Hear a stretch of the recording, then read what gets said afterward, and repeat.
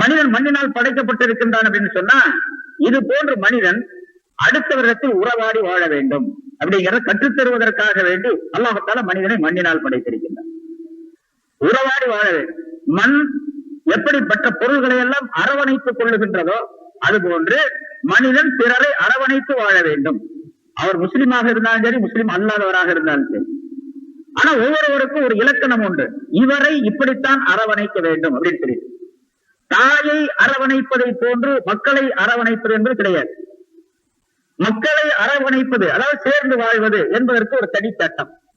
தாயை சேர்ந்து வாழ்வது என்பதற்கு ஒரு தனி சட்டம். தந்தையை அரவணைத்து வாழ்வது என்பதற்கு ஒரு தனி சட்டம். பக்கத்து வீட்டுக்காரரை அரவணைக்க வேண்டும் என்பதற்கு தனி சட்டம். இப்படி ஒவ்வொன்றுக்கும் தனித்தனி விதிமுறைகள் இருக்கின்றன. அந்த முறைப்படிக்கு மனிதன் மற்றவரை அரவணைத்து வாழ வேண்டும் என்பதை கற்றுத்தரக்கூடியதாக அமைந்திருக்கின்றது மண்ணினால் படைக்கப்பட்ட நிலை. நான்காவதாக அல்லாஹ் தஆலாவுடைய ஒரு குத்ரத், அற்புதமான ஆற்றலை விளக்குவதற்காக வேண்டி மனிதனை மண்ணினால் அல்லாஹ் தஆலா படைத்தார். அல்லாஹ் தஆலாவுடைய மிகப்பெரிய குத்ரத்தை விளக்குவதற்காக வேண்டி. அல்லாஹ் தஆலா எவ்வளவு பெரிய ஆற்றல் உள்ளவன் அப்படிங்கிறது நமக்கு தெரியும். அந்த ஆற்றலை மனிதன் தன்னுடைய கற்பனையினால், தன்னுடைய அறிவினால் எண்ணி எண்ணி பார்த்தாலும் கூட, இவனுக்கு 1000 வயது கொடுக்கப்பட்டாலும் கூட அல்லாஹ்வுடைய குத்ரத்தை பரிபூர்ணமாக விளங்கி முடிக்க முடியாது. அவ்வளவு பெரிய ஆற்றல் உள்ளவன் அல்லாஹ் தஆலா, அவ்வளவு பெரிய சக்தி வாய்ந்தவன். அவருடைய சக்தியிலே ஒரு பகுதி இந்த மண்ணினால் மனிதன் படைக்கப்பட்டது. மண் என்பது தாழ்மையான ஒரு பொருள்.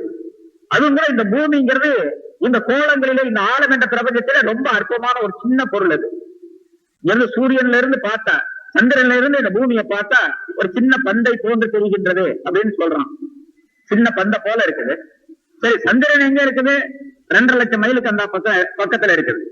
சூரியன்கிறது இங்க இருந்து 9,30,00,000 கிலோமீட்டர் தூரத்துல, 9,30,00,000 மைல்ல இருக்கு. 15 கோடி கிலோமீட்டர் தூரத்துல இருக்குது. சூரியன் கிட்ட இருந்து இந்த பூமியை பார்த்தா, சூரியன்கிறது கூட பூமிக்கு பக்கத்துல உள்ள பொருள் தான். 15 கோடி கிலோமீட்டர் அப்படிங்கிறது இந்த பூமியை பார்த்தா ஒரு கடுகு மாதிரி தெரியுது அப்படின்னு சொல்றாங்க. சரி, இந்த பூமியிலிருந்து 450 கோடி கிலோமீட்டருக்கு, 450 கோடி மைலுக்கு அப்பால் இருக்கின்றது, 600 கோடி கிலோமீட்டருக்கு அப்பால் இருக்கிறது புளூட்டோ ஒரு நட்சத்திரம். அங்கிருந்து பார்த்தா அந்த பூமி தெரியவே தெரியாது, சுத்தமா தெரியாது. சரி, நேற்று அந்த புதன், அதாவது புதன்கிற கிரகம், மெர்க்குரி, இல்ல சூரியனை கடந்து போகக்கூடிய ஒரு நேரம் காலையில 8:10 இருந்து 8:30 இருந்தா 8:00 இருந்து 10:10 வரைக்கும், 10:20 வரைக்கும் சொன்னாங்க. நேற்று பார்த்தாங்க சில பேர். அதை வெறும் கண்ணால பார்க்க கூடாது, கண்ணாடி போட்டு பார்க்க கூடாது. ஒரு கண்ணாடியில புகையை படிய வைத்து அந்த புகை கண்ணாடியின் மூலமாக பார்த்தா ஒரு கருப்பு புள்ளி சூரியனுடைய அந்த வட்டத்தை கடந்து போகக்கூடியதா தெரியும். நேற்று ரொம்ப பேர் பார்த்தாங்க நேற்று காலையில். அந்த சூரியனை கடந்து போகக்கூடிய சின்ன புள்ளியா தெரியும் மெர்க்குரிங்கிறது. அதாவது சூரியனுக்கு பக்கத்துல அடுத்த கிரகம் அது. அதுக்கு அடுத்தது வெள்ளி. 3வது கிரகம் தான் இந்த பூமி, நம்ம இருக்கக்கூடிய பூமி.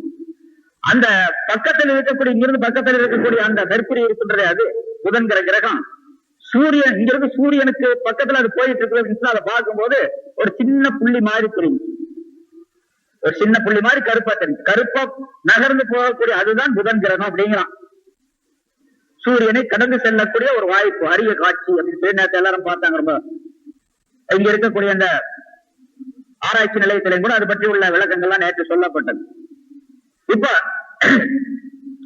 இந்த பூமி ஆகிறது அல்லாஹ் தஆலாவுடைய எவ்வளவு பெரிய குதிரத்தை தாங்கியதாக இருக்கின்றது அப்படிங்கிறதுக்கு ஒரு சான்று. அதிலிருந்து மனிதனை அல்லாஹ் தஆலா படைத்து இந்த பூமியிலேயே வாழக்கூடிய ஒரு தன்மையை அமைத்து வைத்திருக்கின்றான். மற்றொரு கருத்தும் உண்டு. பூமியில முன்னால சொன்னது, பூமியை தவிர வேறொரு இடத்துல போய் மனிதன் வாழணும் அப்படின்னு சொன்னா முடியாது. சந்திரனை பத்தி சொன்னா சந்திரனை குடியேற போறோம் அப்படின்னு சொல்லிட்டு, அல்லது செவ்வாய் கிரகத்துல போய் குடியிருக்கலாம், மற்ற கிரகங்கள்ல போய் குடியிருக்கலாம், அது முடியாது அப்படிங்கிறதையும் அல்லாஹ் தஆலா சொல்லி காட்டுகின்றான். முன்னால வாய்க்கு மின்ஹா ஹலக்னாக்கும் ஃபீஹா நுஈதுக்கும் மின்ஹா நுக்ரிஜுக்கும் தாரத்தன் உக்ரா என்ற ஆயத்து இருக்கின்ற இந்த பூமி மண்ணிலிருந்தே உங்களை படைத்தோம், மண்ணுக்குள்ளேயே உங்களை நாம் திரும்ப மீளச் செய்வோம், மண்ணிலிருந்து எழுப்புவோம் என்று அல்லாஹ் தஆலா சொல்லுகின்றானே, அது மனிதன் மண்ணில தான் வாழணும். இந்த மண் பூமியில் தான் வாழ முடியுமே தவிர மற்ற கிரகங்கள்ல வாழ முடியாது. மற்ற கிரகங்கள் மண்ணை போன்றுள்ள அமைப்பு இருந்தாலும், சந்திரன்ல இருந்து கொஞ்சம் மண் எடுத்துட்டு வந்தாங்க, அது மண்ணை போலதான் இருக்குது.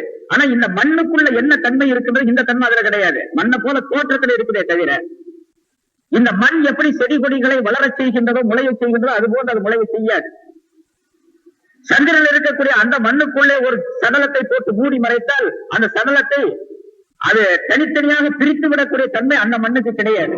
எப்படி நம்ம சொன்னோம், தண்ணி தண்ணியோடு சேர்ந்து விடுது, நெருப்பு நெருப்போடு சேர்ந்து விடுகின்றது. அது போன்ற அந்த சந்திரன் உள்ள மண் ஆக்காது, செவ்வாயில உள்ள மண் அந்த மாதிரி ஆக்காது. அது ஒரு மண்ணு தான். ஆனா மண்ணுன்னா வித்தியாசமான மண், இது மாதிரி மண்ணல். இதெல்லாம் அல்லாஹ் தஆலாவுடைய குதிரத்தை காட்டக்கூடியதாக அமைந்திருக்கின்றது. மண்ணினால் இந்த பூமியில அல்லாஹ் தஆலா மண்ணிலிருந்து படைத்து அல்லாஹ் தன்னுடைய குதிரத்தை, தன்னுடைய ஆற்றலை மனித சமுதாயத்திற்கு வெளியாக்கி காட்டுவதற்காக செய்திருக்கிறார்.